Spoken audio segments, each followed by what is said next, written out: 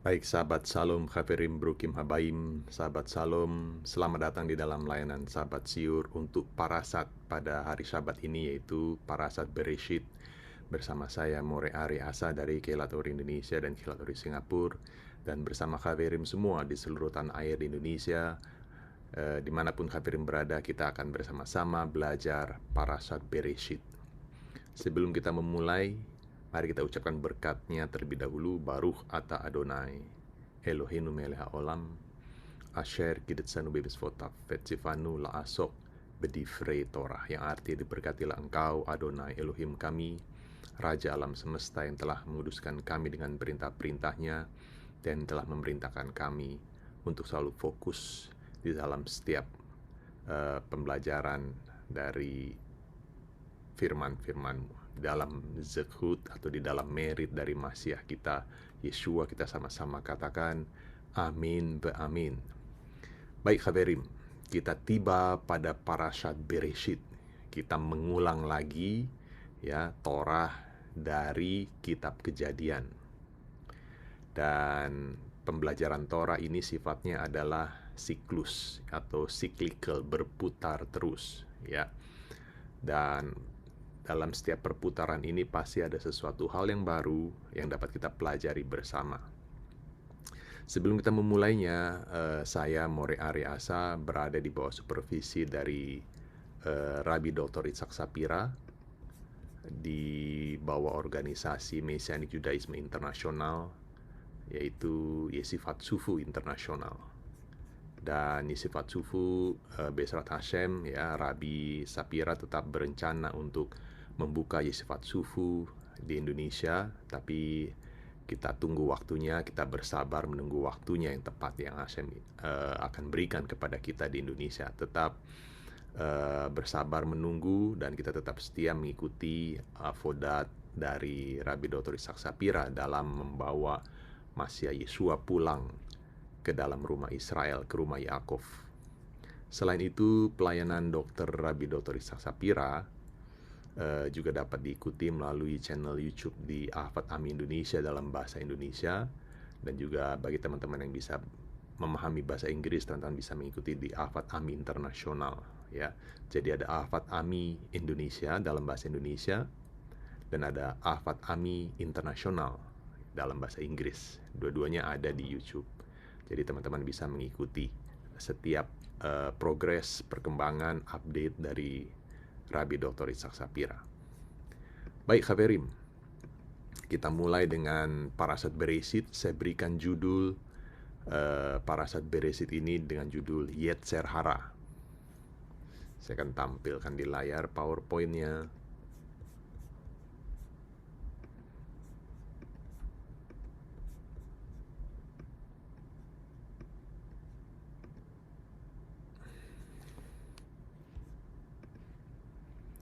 Baik, tadi pagi kita sudah melakukan Sabat Sakharit, dan kita sudah melantunkan pembacaan Torah, pembacaan Haftarah, dan pembacaan Brit Hadasa untuk parasat Bereshit ini. Untuk Torah diambil dari Kejadian 1 ayat 1 sampai Kejadian 6 ayat 8, Haftarah dari Yeshayahu 42 ayat 5 sampai 43 ayat 10, dan Brit Hadasa dari Besorat Yohanan atau Injil Yohanes pasal 1 ayat 1 sampai 14. Saya berikan judul Yetzer Hara, yang artinya adalah kecenderungan jahat. Banyak orang berpikir bahwa Yetzer Hara itu adalah seperti kedagingan di dalam kekristenan. Adalah sesuatu yang negatif, sesuatu yang sifatnya adalah fasik atau jahat ya. Bahkan Yetzer Hara itu dalam bahasa Inggris disebut sebagai evil inclination atau inklinasi kejahatan atau kecenderungan untuk menjadi jahat. Itu arti dari Yetzer Hara. Dan dalam kesempatan ini Be'ezrat Hashem kita akan menggali lebih dalam lagi untuk mengenal sosok Yetzer Hara ini. Mari kita mulai. Di dalam Kejadian 1 ya, ketika Hashem menciptakan alam semesta ini mulai dari hari ke-1, ke-2, ke-3, ke-4, ke-5, Hashem mengatakan kitov, yang artinya baik. Dimulai dari Kejadian 1 ayat 4, disitu dikatakan Vayar Elohim het haor, Elohim melihat bahwa terang itu kitov, atau baik. Vayavdel Elohim ben haor uven hachosech. Lalu dipisahkannya lah terang itu dari gelap. Kata yang pertama di Kejadian 1 ayat 4 dikatakan kitov, yang arti bahwa terang itu adalah baik. Kemudian di hari kedua dikatakan juga Vaikra Elohim layabashah eretz ul mikve hamaim kara yamim Fayar Elohim kitov. Lalu Elohim menamai yang kering itu darat, dan kumpulan air itu dinamainya laut. Elohim melihat bahwa semuanya itu baik. Fayar Elohim kitov. Elohim melihat bahwa semuanya itu baik. Hari yang ketiga, di Kejadian 1 ayat 12 dikatakan Fatotse haaretz dese esef masria zera. Tanah itu menumbuhkan tunas-tunas muda. Leminehu ve'etz ose pri asher zarovo. Leminehu vayar Elohim kitov. Segala jenis tumbuh-tumbuhan yang berbiji dan segala jenis pohon-pohonan yang menghasilkan buah yang berbiji. Elohim melihat bahwa semuanya itu baik. Vayar Elohim kitov. Hari yang ketiga, di Kejadian 1 ayat 12 dikatakan Patotse haaretz dese esef masria zera leminehu ve'etz ose pri asher zarovo leminehu vayar Elohim kitov. Elohim melihat bahwa semuanya itu baik. Hari yang keempat, Kejadian 1 ayat 18 dikatakan Velim shol bayom uvalayla ulhafdil ben haor uven hachosech vayar Elohim kitov. Dan untuk menguasai siang dan malam, dan untuk memisahkan terang dari gelap. Vayar Elohim kitov. Elohim melihat bahwa semuanya itu baik. Hari yang kelima, Kejadian 1:21 di situ dikatakan Vayivra Elohim et hataninim hagedolim ve'et kal nefesh hachaya haromeshet asher sarzu hamaim leminehem ve'et kal of kanaf leminehu vayar Elohim kitov. Maka Elohim menciptakan binatang-binatang laut yang besar dan segala jenis makhluk hidup yang bergerak, yang berkeriapan dalam air, dan segala jenis burung yang bersayap. Elohim melihat bahwa semuanya itu baik. Dikatakan Vayar Elohim kitov. Kejadian 1:25. Vayaas Elohim et chayat haaretz leminah ve'et habehema leminah ve'et kal remesh ha'adamah leminehu vayar Elohim kitov. Elohim menjadikan segala jenis binatang liar dan segala jenis ternak dan segala jenis binatang melata di muka bumi. Elohim melihat bahwa semuanya itu baik. Jadi dari kejadian dari hari pertama sampai hari kelima dikatakan Vayar Elohim kitov. Kitov, kitov, kitov, artinya baik, baik, baik. Tetapi pada hari ke-6, kalimat yang dipakai berbeda. Bukan kitov, tetapi tov meot. Kejadian 1:31. Vayar Elohim et kol asher asa. Vehine tov meot. Vaihi erev, vaihi boker, yom hashishi. Maka Elohim melihat segala yang jadikannya itu sungguh amat baik. Tov me'ot. Jadilah petang dan jadilah pagi, itulah hari ke-6. Pertanyaan, mengapa peristiwa penciptaan setiap hari hanya dikatakan kitov, tetapi mengapa pada hari terakhir dikatakan tov me'ot? Sungguh amat baik, tov me'ot. Bagaimana kita menjawab pertanyaan ini? Apa perbedaannya?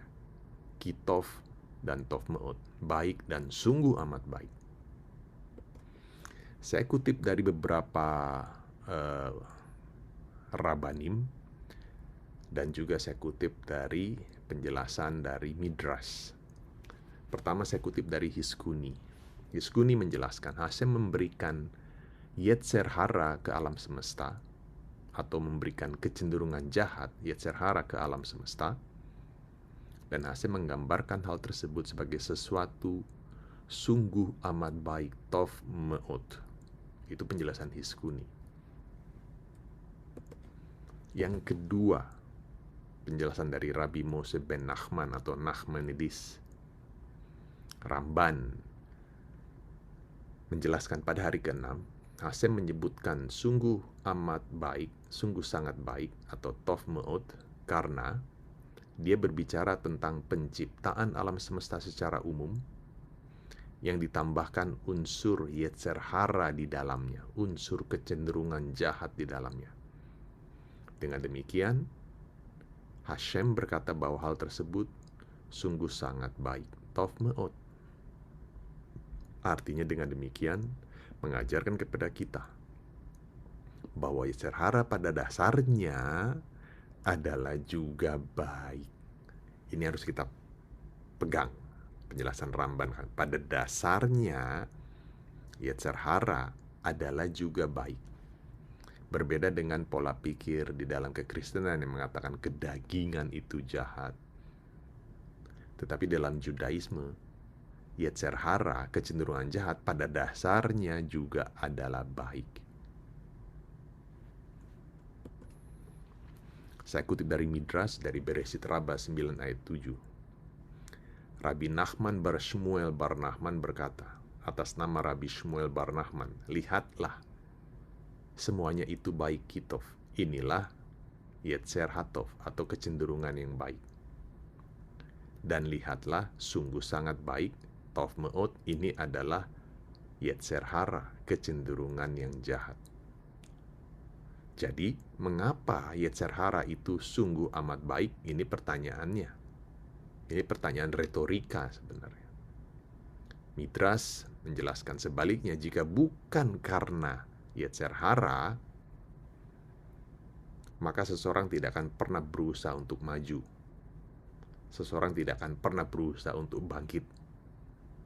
Seseorang tidak akan pernah berusaha untuk bangun. Itulah penjelasannya mengapa di dalam Yetzer hara itu juga ada unsur kebaikannya juga. Itulah maksud dari penjelasan Ramban,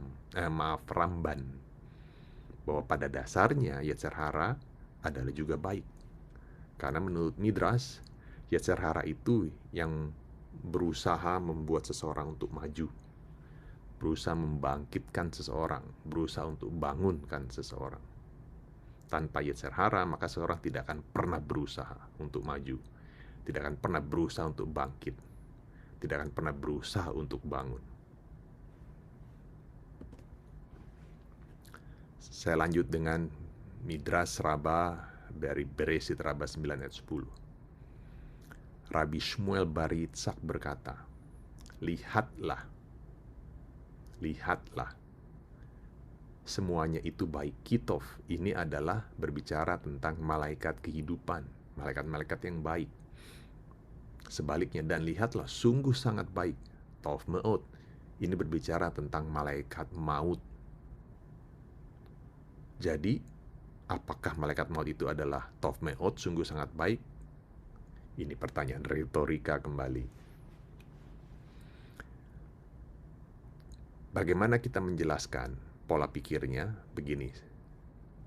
Ini dianalogikan seperti seorang raja yang menyiapkan pesta, mengundang para tamu, dan membawakan hidangan yang penuh dengan segala macam hidangan lezat. Ia berkata, barang siapa makan dan memberkati raja, biarlah ia makan dan menikmatinya. Tetapi barang siapa makan dan tidak memberkati raja, maka biarlah kepalanya akan dipenggal dengan pedang.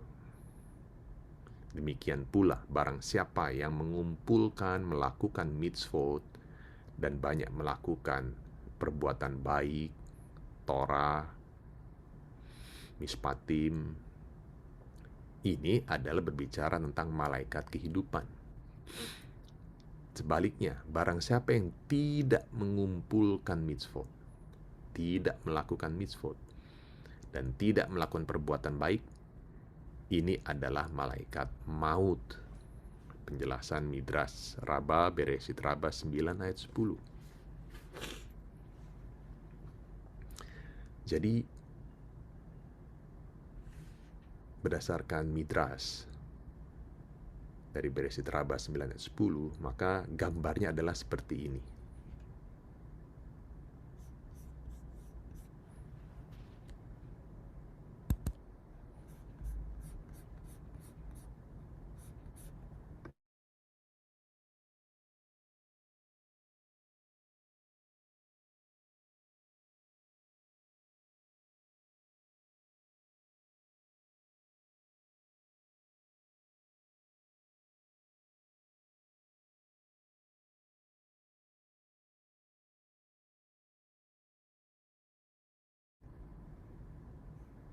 Ya, gambarnya seperti ini. Di satu sisi ada malaikat baik, di satu sisi ada malaikat jahat.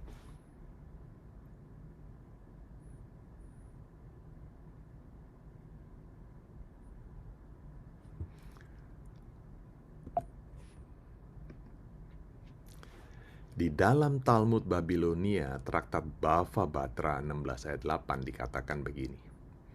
Satan, Yetzer Hara, dan malaikat maut itu adalah satu kesatuan. Rish Lakish berkata, Satan, Yetzer Hara, dan malaikat maut adalah satu kesatuan, yaitu 3 aspek dari esensi yang sama. Dia adalah Satan yang merayu manusia, menggoda manusia, kemudian menuduh manusia. Seperti ada yang tertulis di Ayub, Iov 2 ayat 7. Kemudian Satan pergi dari hadapan Hashem. Lalu ditimpanya Iov dengan bara yang busuk dari telapak kakinya sampai ke batu kepalanya. Satan juga disebut sebagai Yetzer Hara, sebagaimana ada tertulis di Kejadian 6, Bereshit 6 ayat 5. Ketika dilihat Hashem bahwa kejahatan manusia di bumi, kejahatan manusia besar di bumi, dan bahwa segala kecenderungan hatinya selalu membuahkan kejahatan semata-mata. Dan ada tertulis di sini di Iov 1 ayat 12, maka firman Hashem kepada Satan, nah, segala yang dipunyai Iov atau dipunyai Ayub ada di dalam kuasamu. Hanya janganlah engkau mengelurkan tanganmu terhadap dirinya. Kemudian pergilah Satan dari hadapan Hashem. Analogi verbal antara berbagai penggunaan kata hanya mengajarkan kepada kita bahwa Yetzer Hara diidentikan sama dengan Satan. Yang ketiga, dia juga adalah Malach Hamafet atau malaikat maut. Seperti ada tertulis di Iov 2 ayat 6, maka firman Hashem kepada Satan, nah, ia, Iov, ada di dalam kuasamu, hanya sayangkan nyawanya. Iov 2 ayat 6. Rupanya kehidupan Iov bergantung padanya, pada si Satan. Dan oleh karena itu Satan juga adalah malaikat maut. Itu penjelasan Talmud Babilonia Traktat Bava Batra 16 ayat 8. Note, kekuatan jahat yang mendorong manusia melakukan yang jahat adalah langsung berasal dari Satan. Langsung berasal dari Yetzer Hara.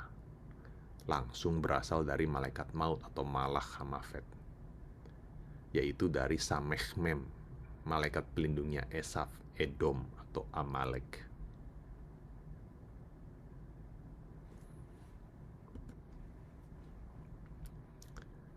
Yetzer hara, kecenderungan jahat, dia adalah musuh di dalam dirimu.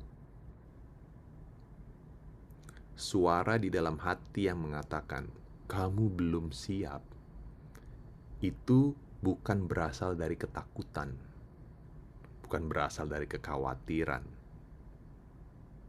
tapi itu berasal dari Yetzer hara di dalam dirimu. Dia adalah musuh di dalam dirimu. Seperti dalam gambar ini, penjelasan Midrash Bereshit Rabbah 9 ayat 10, dia adalah musuh di dalam dirimu.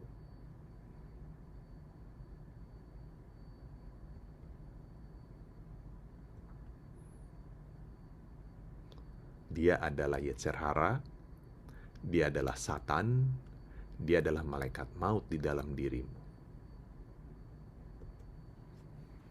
Di dalam Judaisme, kita semua lahir di muka bumi ini dengan dilengkapi dua kubu kekuatan yang saling berlawanan di dalam diri kita, yaitu Yetzer Hatov dan Yetzer hara. Kejadian 2 ayat 7 dikatakan, Vayitzer Adonai Elohim et ha-adam, afar min ha-adamah, vayipach be'apaf nishmat chaim, vayehi ha-adam lenefes chaya. Ketika itu Adonai Elohim membentuk manusia itu dari debu tanah dan menghembuskan nafas hidup ke dalam hidungnya. Demikianlah manusia itu menjadi makhluk yang hidup. Perhatikan kata Vayitzer. Ada dua huruf yud, yud yang berwarna biru dan yud yang berwarna merah.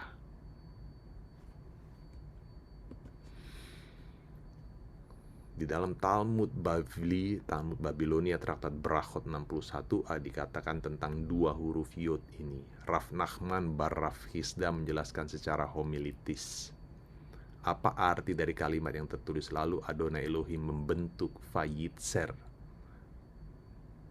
manusia, Kejadian 2 ayat 7, dengan dua huruf yod. Harusnya satu huruf yod saja cukup, Vayitzer. Tapi mengapa Torah menuliskan dengan dua huruf yud, Vayitzer?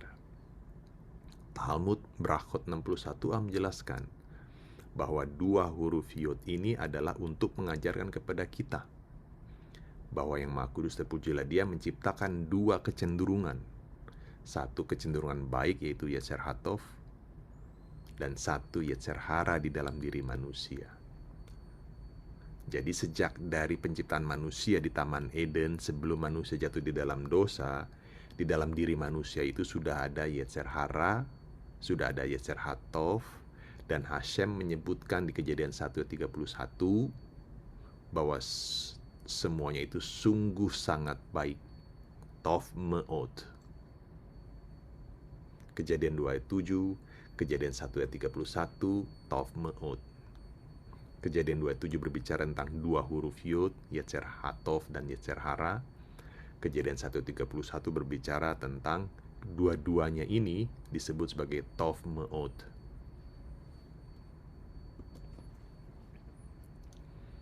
Yetzer hara adalah bagian di dalam diri kita yang menolak untuk bertumbuh maju.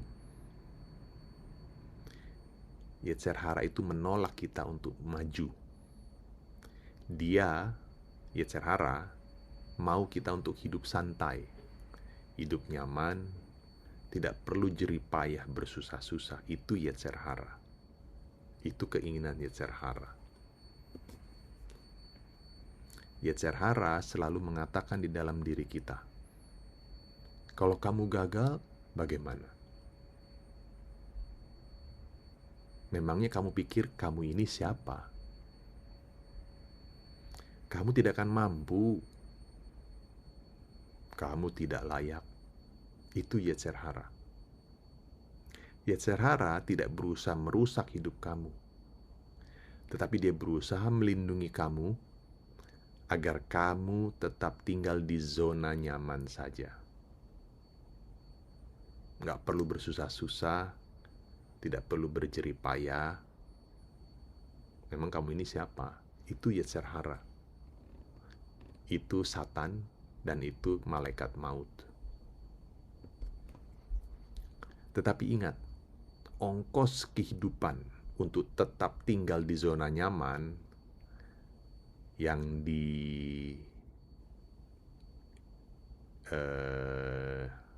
diajak oleh Yetzer Hara adalah mahal. Ongkos hidup untuk tinggal di zona nyaman yang disarankan oleh Yetzer Hara itu adalah mahal. Mengapa mahal? Tinggal di zona nyaman menurut Yetzer Hara itu menutup pintu gerbang kamu untuk maju, untuk melakukan breakthrough. Tinggal di zona nyaman akan membuat kamu tidak terlatih bagaimana caranya mengatasi kesulitan, mengatasi kekhawatiran, mengatasi rintangan. Tinggal di zona nyaman yang diajak oleh Yetzer Hara itu menutupi mimpi-mimpi kamu, menutupi masa depan kamu, menutupi cita-cita kamu untuk maju lebih berkembang lagi.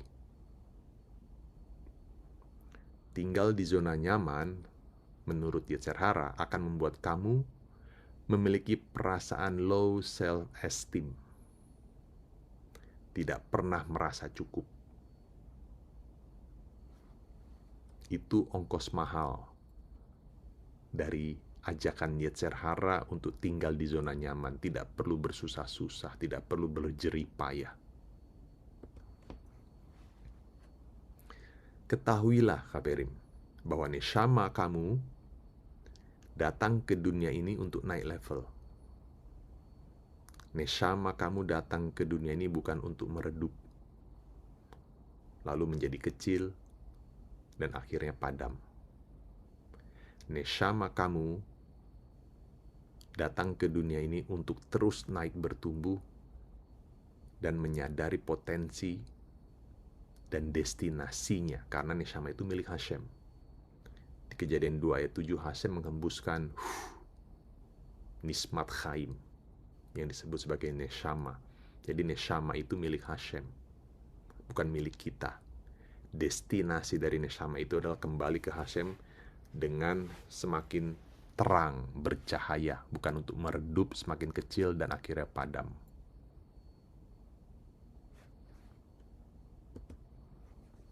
Kabbalah mengajarkan bahwa tikkun atau koreksi neshama adalah sebenarnya ada tepat di belakang penolakan kamu untuk maju. Artinya begini,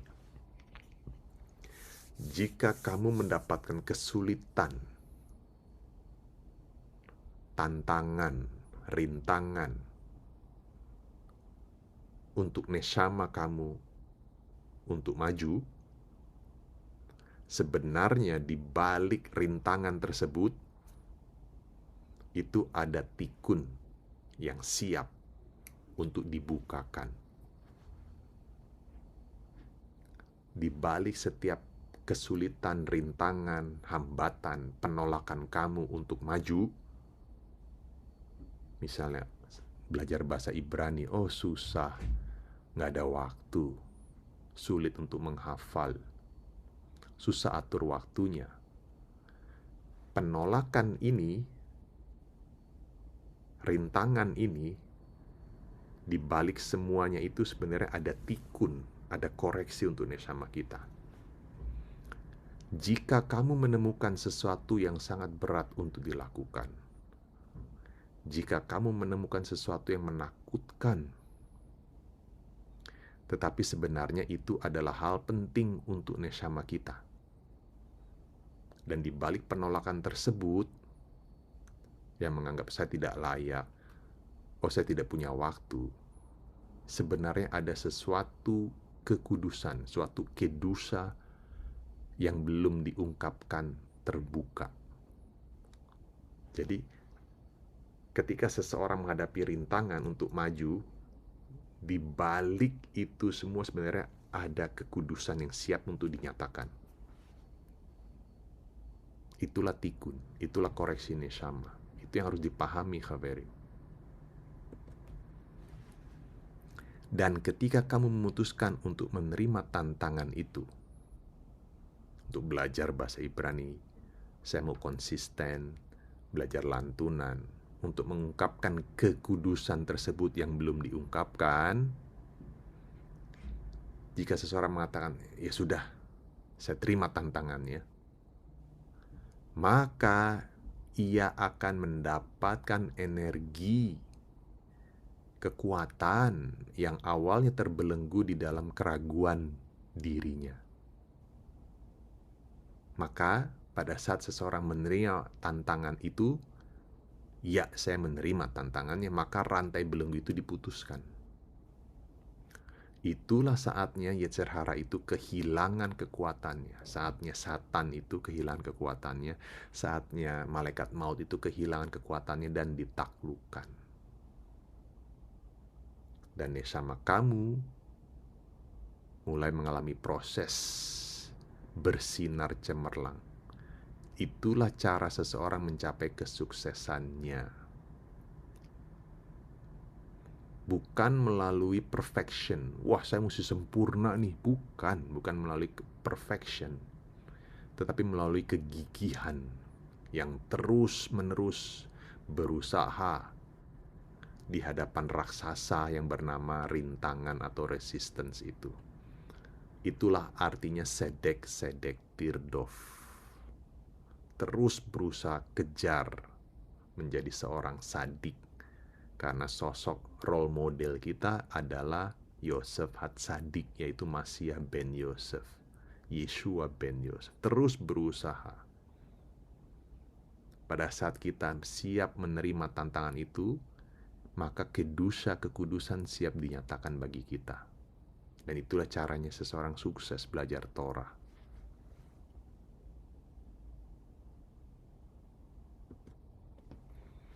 Sindrom keraguan bukan berarti bahwa kamu tidak mampu sebenarnya. Justru sebaliknya. Sindrom keraguan itu hadir sebenarnya menandakan bahwa kamu ada di titik siap atau tidak untuk ekspansi maju ke depan. Pada saat kita mengalami keraguan, maka kita harus menyadari ini sebenarnya kita ada di titik penentuan untuk bisa maju ke depan, lebih maju lagi, lebih baik lagi, untuk ekspansi lebih besar lagi. Yetzer hara mau menghalangi seseorang untuk melakukan ekspansi ini dan membuat kamu tetap kecil. Tetapi neshama kamu yang dihembuskan Hashem di Kejadian 2 ayat 7, neshama itu ingin kamu melejit maju. Neshama itu ingin kamu naik level.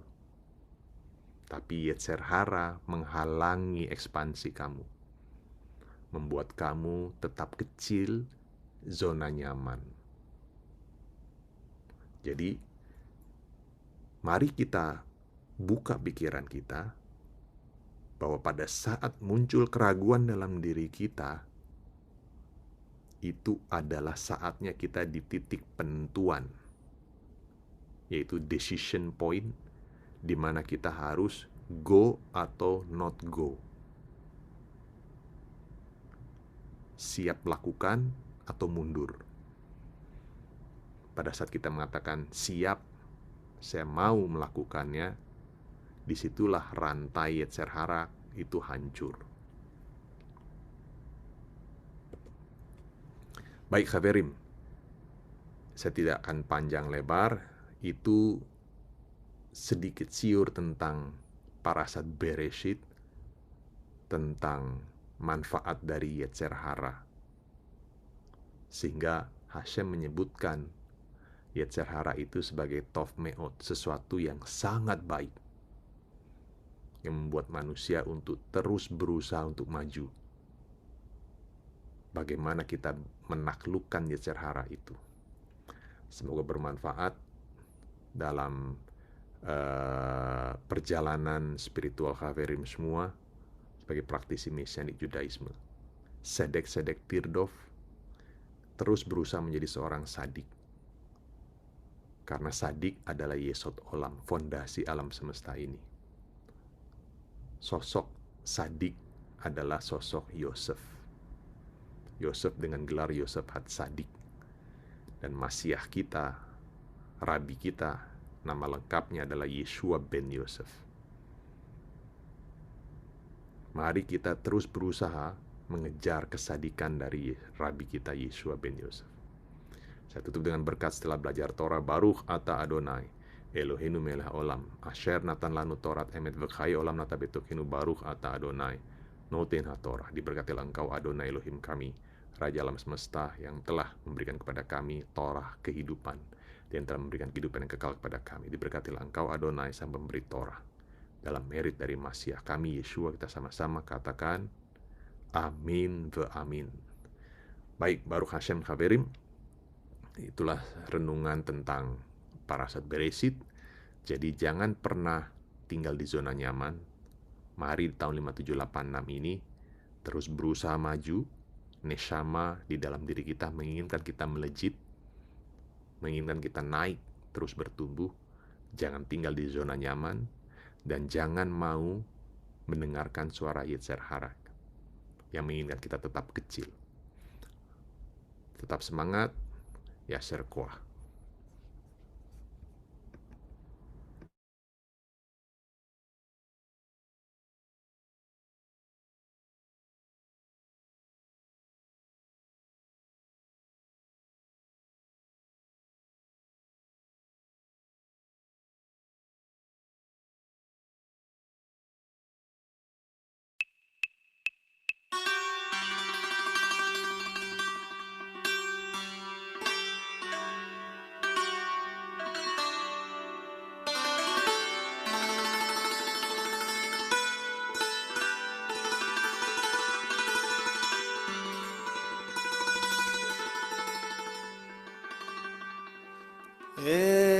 נדיר כאדוני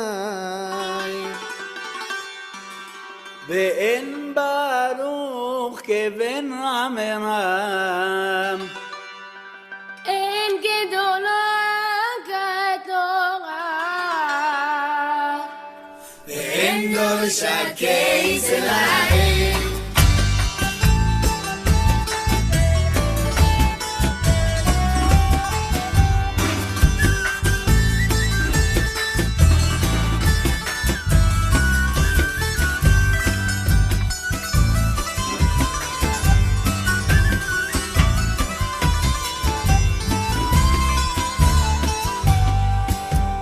אין אדום כאדוני ואין ותיק כבן עמרם אין זכה כתורה ואין חומדה כישראל יבורך כל ישראל יבורך כל ישראל אין טהור כאדוני ואין ישר כבן עמרם אין כבודה כתורה ואין לומדה כישראל יבורך כל ישראל יבורך כל ישראל אין מלך כאדוני ואין נביא כבן עמרם אין סמוכה כתורה ואין עוזרה כישראל יבורך כל ישראל יבורך כל ישראל